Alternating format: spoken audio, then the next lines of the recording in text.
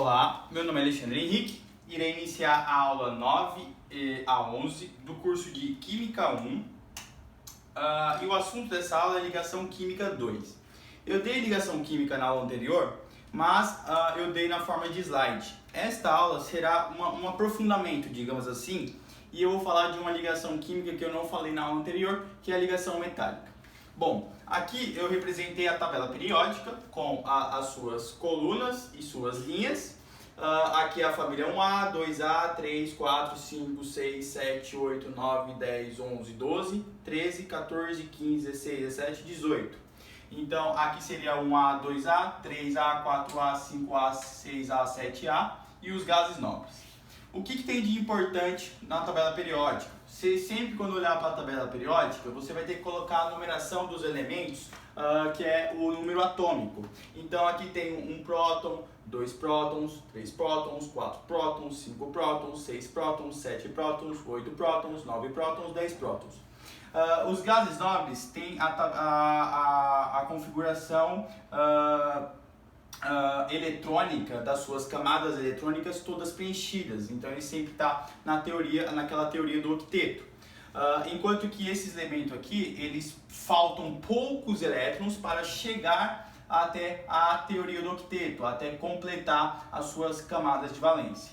Enquanto que esses elementos querem muito elétron, por quê? Porque ao receber, quando o nitrogênio recebe 2 elétrons, ó, ele tem aqui, ele está no 7. Para ele chegar no 10, ele precisa receber 3 elétrons. Então ele recebe 1, 2, 3. Então, para ele receber 3 elétrons, é muito mais fácil ele conseguir chegar à estabilidade do que ele perder 1, 2,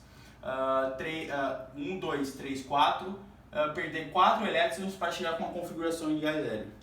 Então, esses elementos aqui, ele tem uma tendência de receber elétrons justamente para conseguir chegar na sua estabilidade eletrônica, para completar os seus orbitais, falando aqui já de números quânticos, ok? Então, enquanto que esses aqui são os ametais e esses aqui são os metais. O que os metais têm de diferente?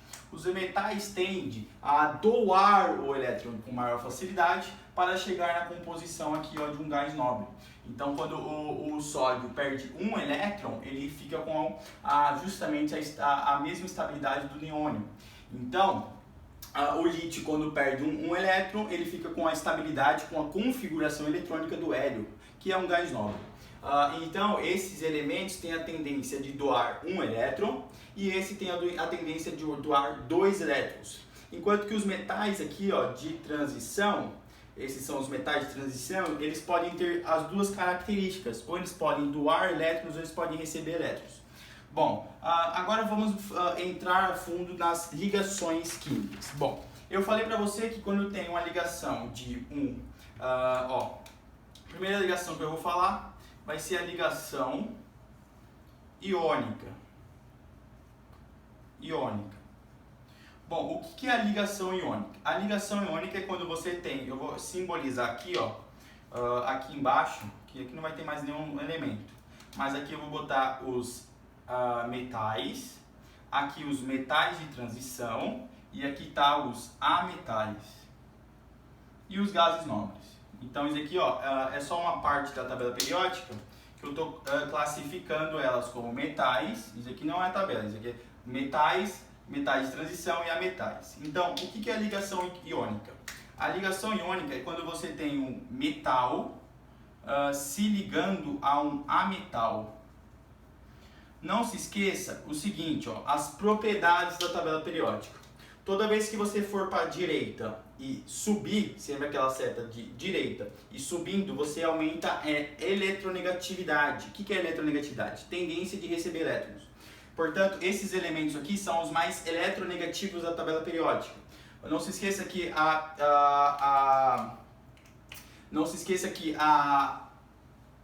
a numeração, ou melhor, a classificação, a linha de classificação da eletronegatividade é: fui ontem no clube, briguei e saí correndo para o hospital. Então, aqui, ó, está crescendo a eletronegatividade.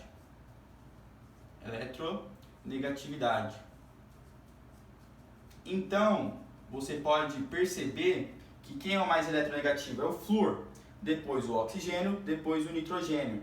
Por quê? Porque, ó, você se lembra que aqui tá as camadas eletrônicas? Aqui tá a primeira camada, então a primeira camada, a segunda camada, a terceira camada.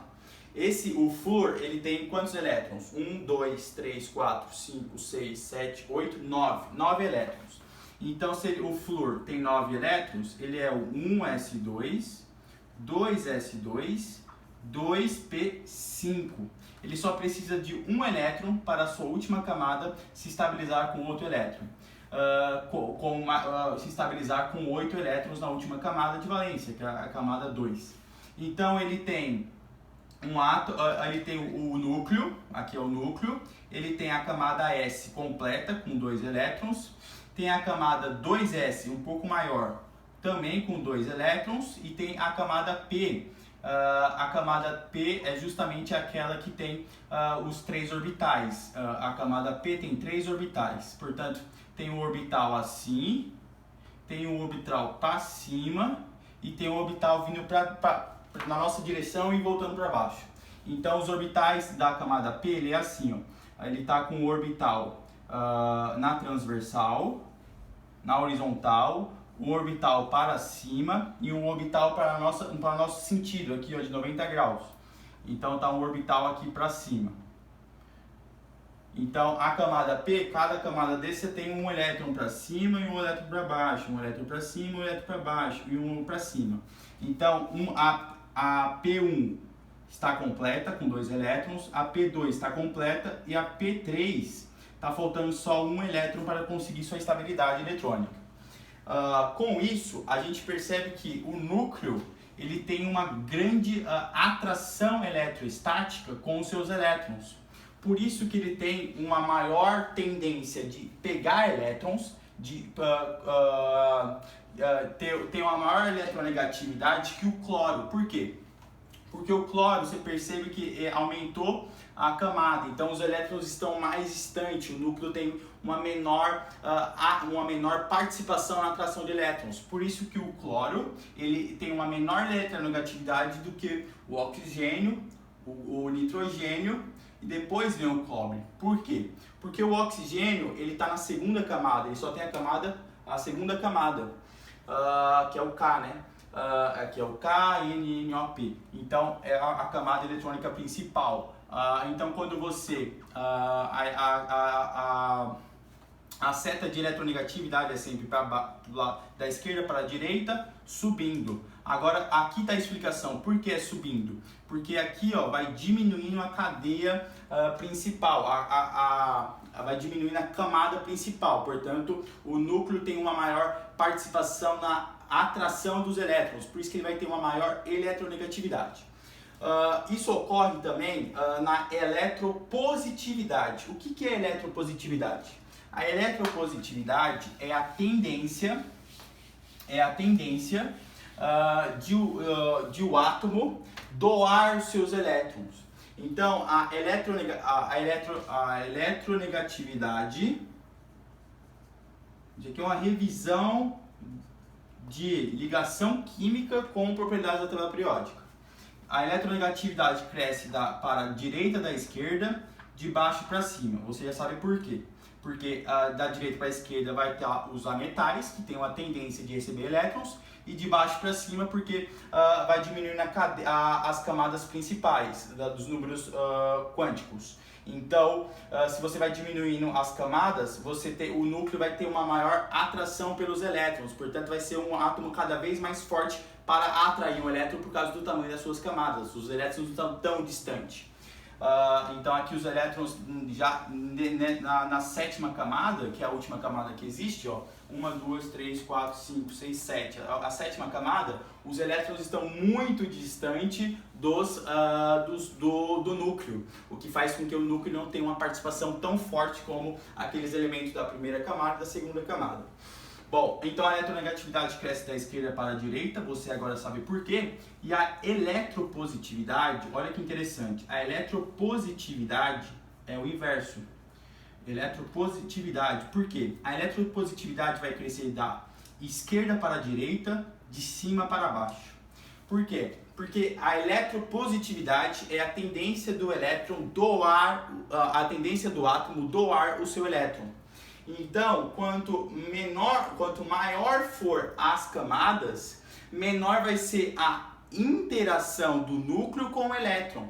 Então, quanto menor for essa interação eletrostática, mais fácil vai ser você retirar um elétron de uma camada que está mais longe do núcleo do que de uma camada que está retirar um elétron de uma camada que esteja mais próxima do núcleo. Vai ter uma força de atração eletrostática, porque é uma carga negativa com uma carga positiva, então vai ser mais difícil você tirar essa carga. Por isso que a eletropositividade cresce da esquerda para a direita, de cima para baixo. É muito mais fácil você tirar um elétron do frâncio do que do lítio. É muito mais fácil, por quê? Porque tem mais camadas, portanto os elétrons estão mais distantes do núcleo, o que faz com que, não se esqueça que força elétrica ela é igual a Q dividido pela distância ao quadrado. Portanto, quanto maior a distância, menor será a força das cargas. Então, a distância das cargas dos elétrons do núcleo nesse composto aqui, ela é muito, a força eletrostática é bem maior do que a força eletrostática do lítio. O lítio apenas tendo duas camadas, sendo 1, 2, 3. O lítio é o 3, o lítio é o 3, portanto ele é 1s1, 1s2, 2s1. Então ele está com o núcleo aqui, tem a sua primeira camada completa com os dois elétrons. E a sua camada, que é o S, que é uma orbital redondo, o orbital está com apenas um elétron. Então aqui ele tem uma força de atração do núcleo, que é positivo, com a eletrosfera, que é negativa. Então aqui tem uma força eletrostática, portanto para você tirar esse elétron você vai ter que aplicar uma determinada força. Mas esse daqui vão ter 7 camadas. Vai estar muito distante. Por exemplo, vai estar a primeira camada, vai ter todas as outras camadas e vai ter a camada S de novo. Vai estar muito mais distante. Então, quanto maior a distância, menor será a força. Por isso que a eletropositividade cresce da esquerda para a direita, de cima para baixo. Bom, por que eu acho importante dizer isso? Porque você tem que entender a tabela periódica justamente para entender as ligações químicas. Então, a eletronegatividade você tem que saber de cor e a eletropositividade também. Então, quando você tem uma ligação iônica, vamos agora para a ligação química. Aqui só foi uma revisão de tabela periódica e das propriedades da tabela periódica.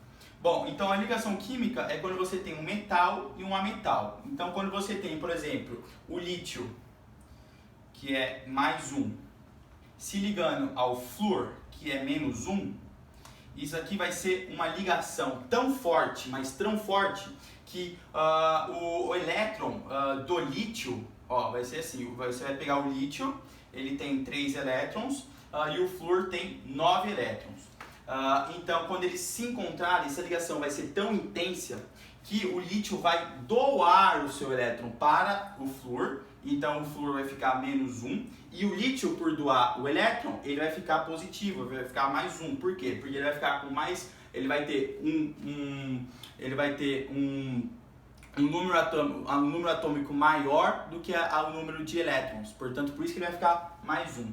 Então, essa ligação química, você vai colocar aqui para cá, vai ficar LiF, fluoreto de lítio. Essa ligação é tão forte que se chama ligação iônica e não é um composto molecular, e sim é um composto iônico. Então, primeiro nome, ele é um composto iônico. Isso é importante dizer, ele é um composto iônico. Por quê? Porque é uma ligação iônica onde ele tem troca de elétrons.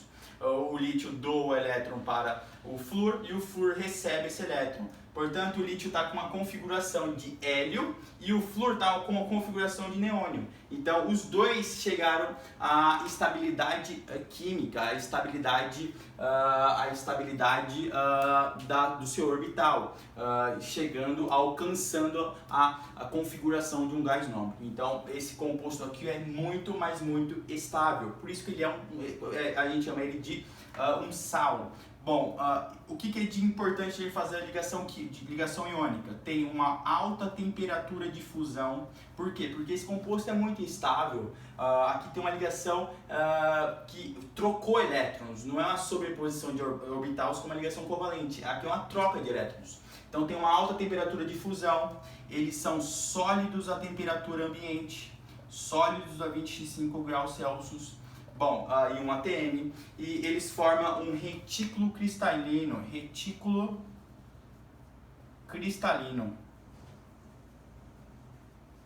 Forma um retículo cristalino. O que é isso? Bom, o retículo cristalino é quando... Vou apagar essa química aqui. Você sabe que é química 1. E vou colocar as propriedades dele aqui.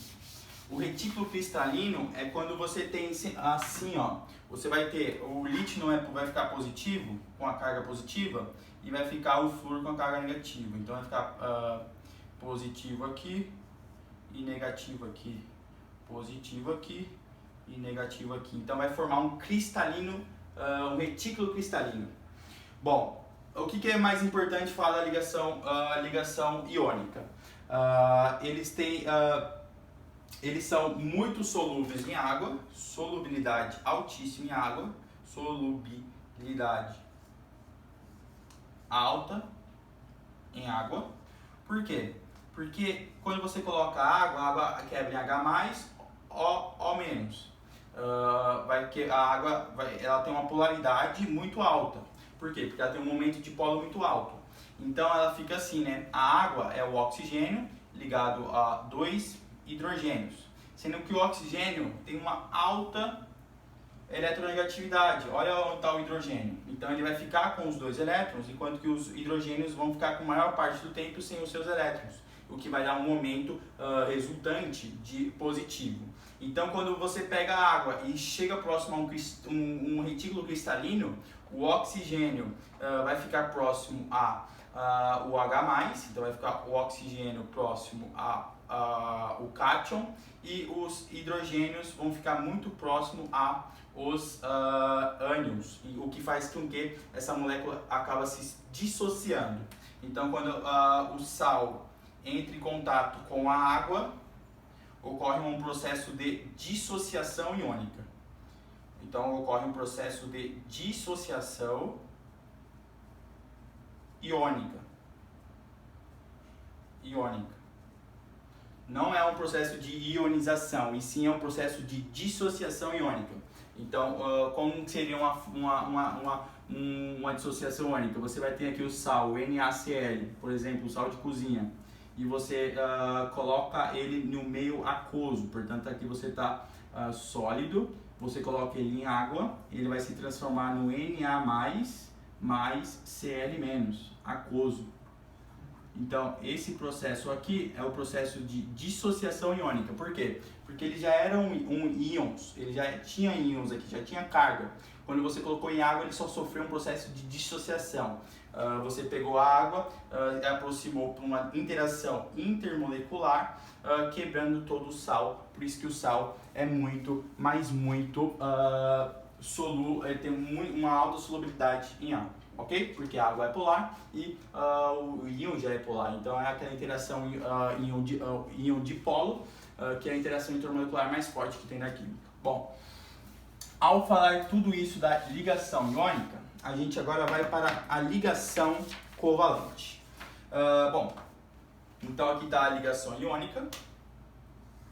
Vamos agora para a segunda tipo de ligação da química, que é a ligação iônica. Ligação covalente, me desculpe. A ligação covalente é aquela que a ligação ocorre entre um ametal mais um ametal. Então aqui, ó, que as propriedades que a gente aprendeu dos átomos de Bohr, números atômicos, aqui que se aplica justamente toda aquela teoria que a gente aprendeu. Por quê? Porque quando você tem um ametal, por exemplo, o flúor 2, O flúor 2, você tem o flúor com 9 elétrons, portanto 1, 2, 3, 4, 5, 6, 1, 2, 3, 4, 5, 6, 7, 8, 9, tem 9 elétrons. Então fica 2, 4, 6, 7, 8, 9. E aqui você vai ter um outro flúor, 1, 2, vamos colocar os metais da camada de valência. Então ele é 1s2, 2s2, 2p5. Vamos colocar a quantidade de elétrons só da camada de valência. Então o flúor, ele é 1, 2, 3, 4, 5. E o outro flúor vai ser 1, 2, 3, 4, 5. O que vai acontecer com essa valência aqui? Ó? Essas duas valências, esse elétron aqui, ele vai acabar se sobrepondo os dois orbitais P, o P3, vão se sobrepor, em que esses dois elétrons vão acabar vai ficar distribuído na molécula da mesma forma, com a mesma intensidade. Então o elétron vai passar uma hora no flúor 1, no flúor 2, depois no flúor 1, no flúor 2, depois no flúor 1. Então isso vai dar uma estabilidade por átomo, por quê? Porque ele vai estar agora compartilhando um elétron com um outro flúor. Então ele vai conseguir também a sua configuração de um gás nobre, ele vai ficar com 10 elétrons em algum momento. Então ele fica um momento com 10 elétrons, depois o outro fica com 10 elétrons e isso dá uma estabilidade. Bom, aqui tem um gráfico em que tem o momento ideal, a distância ideal, porque você tem que saber que tem um núcleo, dois núcleos do flúor e tem os elétrons. Então, o núcleo com o outro núcleo sofre uma força de repulsão, mas ele vai também sofrer uma força de atração pelos elétrons do outro átomo. Então os dois átomos estão aqui, ele sofre uma força de repulsão, mas também sofre uma força de atração pelos elétrons, pela eletroesfera. Então você vai ter uma distância ideal desses dois átomos. Vai ser uma distância tão ideal que você tem um gráfico, não sei se eu conseguiria representar ele aqui agora, mas digamos que aqui você vai ter uma alta energia se ele estiver muito próximo, aqui se tiver uma distância ideal vai ter uma baixa energia, e aqui quando ele estiver muito afastado. Então é meio que o gráfico é assim, ó, e aqui vai estar a melhor distância. A melhor distância é quando a força de repulsão e a força de atração, então a força de repulsão e aqui a força de atração, elas são iguais. Então você tem a menor energia do átomo. Se você tem a menor energia, ele está na melhor estabilidade. Tá? Se você liberou a menor energia, ele vai ter a melhor estabilidade. Depois você procura esse gráfico que você tem melhor na internet. Bom, então as ligações covalentes, elas são ligações entre dois ametais. Então você pode ter o flúor 2, você pode ter o oxigênio O2, ó, o oxigênio ligado ao oxigênio, o O2. Então, se tiver o mesmo elemento, você concorda que o elétron não vai ter um momento diferente, né? Um momento resultante diferente, porque o elétron sempre está percorrendo os dois da mesma forma. Então, portanto, são moléculas apolares, ó. Apolar e apolar. O que é mais importante dizer da ligação covalente? Que a ligação covalente é um composto molecular. Nunca se esqueça disso. Nunca fala que é um composto iônico. Não, é um composto molecular ou o retículo molecular. Então aqui a ligação covalente é quando tem a ligação de dois ametais a metais.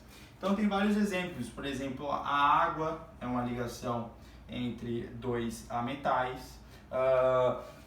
Você tem a glicose sendo C6H12O6, O11, são todos compostos moleculares. Então os compostos moleculares têm uma baixa temperatura de fusão. Por quê? Porque as forças intermoleculares dele, por exemplo, você tem aqui o CO2. o CO2 com outro CO2 vai ter uma força intermolecular. Aqui, ó, você vai ter aqui, por exemplo, o CO2. Vai ser CO2. Se você pegar um outro CO2, a interação intermolecular, aquela que determina a temperatura de fusão, que é aquela que está ligando um mol de átomos de CO2, é uma força dipolo induzido e dipolo induzido. Então, é a menor da lista, é a menor interação intermolecular. Não se esqueça que a interação intermolecular, colocando aqui para cima a intensidade, maior intensidade, você tem o seguinte: dipolo induzido, que aqui são moléculas apolares, covalentes, dipolo permanente, moléculas polares, covalentes. Depois vai ser as ligações de hidrogênio, quando tem o hidrogênio ligado, quando tem FON ligado a hidrogênio, próximo a FON. Então vai dizer que vai ter uma diferença de eletronegatividade tão alta que vai ter uma interação entre isso, que vai ser uma interação muito forte, porque vai ter um momento resultante muito diferente de zero.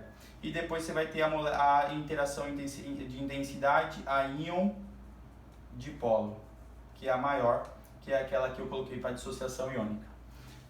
Então, quando as moléculas covalentes são apolares, ela vai ter a interação intermolecular dipolo induzido. Então, é a interação intermolecular mais fraca, por isso que tem uma baixa temperatura de fusão e uma baixa temperatura de ebulição. Bom, isso é tão real que se você pegar o hidrogênio, o H2, com um mol de H2, vai ter vários H2 próximo dos outros. Isso aqui vai ser a interação intermolecular, dipolo induzido. Você só precisa de uma faísca que pega fogo, de tão baixa que é a temperatura de ebulição. Então ela sofre um processo de combustão muito rápido. Bom, o que é mais importante? Eles são bons isolantes.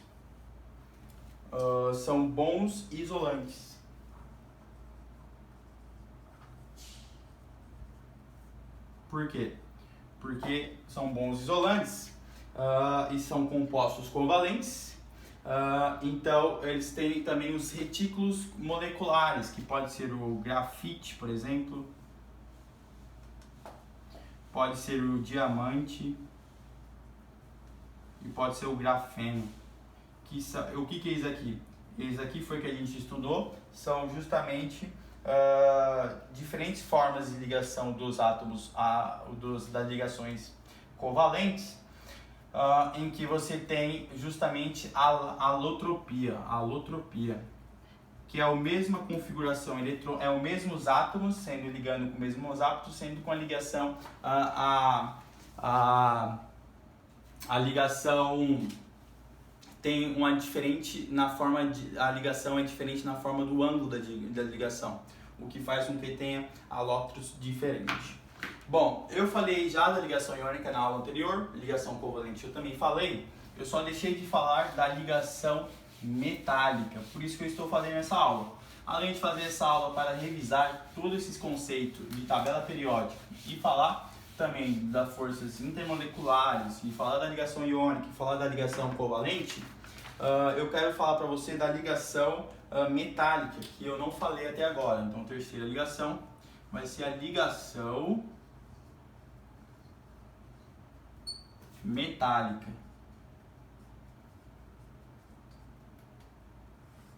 Bom, a ligação metálica é o seguinte: é quando você tem dois metais se ligando. Portanto, vai ser o metal mais um outro metal. Então, como o metal tem uma alta tendência de doar os seus elétrons, você concorda que quando você ligar vários elétrons, vai ficar assim, ó. Vários metais, você concorda que vai ter, aqui é um metal.